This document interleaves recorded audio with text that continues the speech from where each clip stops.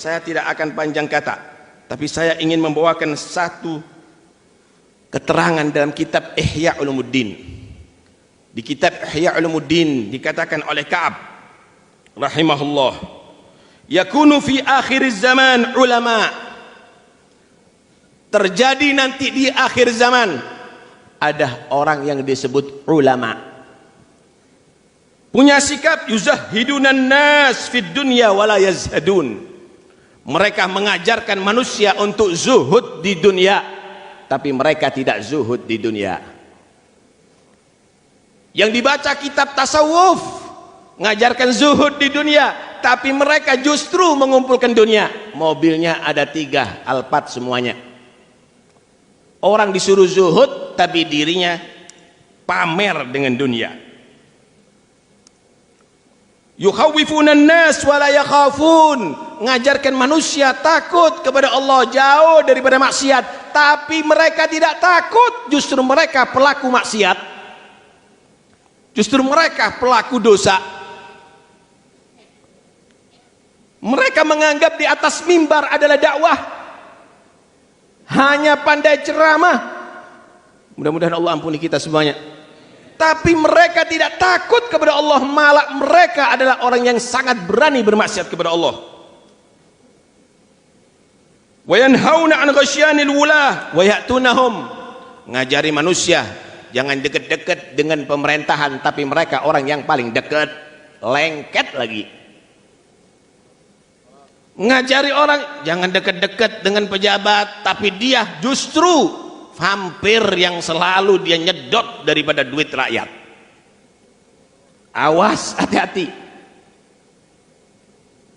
Pemimpin kepemimpinan perlu, saudara, tapi Anda sebagai ulama jangan jadi munafik. Anda yang harus membimbing pemimpin tadi itu takut kepada Allah, untuk jujur dan memegang amanat dengan benar. Bukan Anda menjadi bayaran daripada mereka untuk membenarkan dan menghalalkan yang haram. Seorang pemimpin jangan percaya siapapun labelnya, disebut alimkah, disebut ustadzkah, disebut kiaikah, kalau mereka berbohong tidak sesuai dengan ajaran Al-Quran dan hadis, jangan percaya, karena mereka itu adalah penjilat, saudara.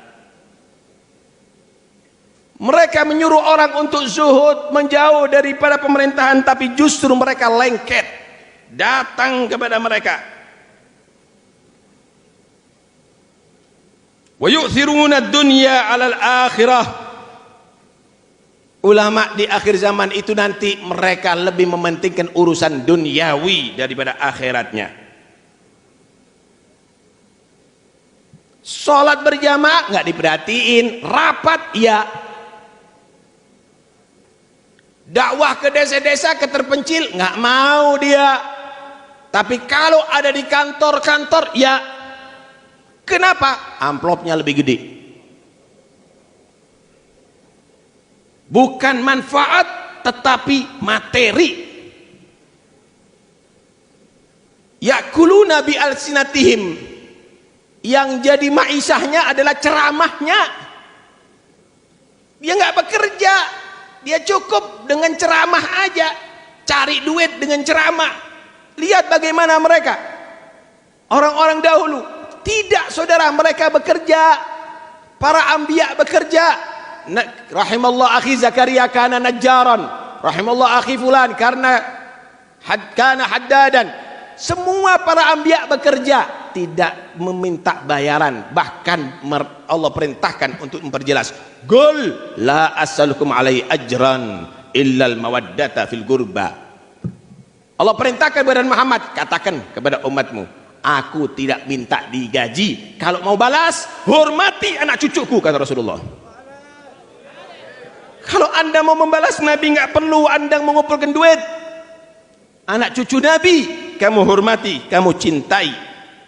Itu yang diperintahkan oleh Allah Subhanahu wa taala. Wa yagrubunal aghniya dunal fuqara. Yang disebut ulama di akhir zaman, mereka lebih dekat dengan orang yang kaya-kaya, tapi mereka sudah menjauh daripada orang yang fakir-fakir.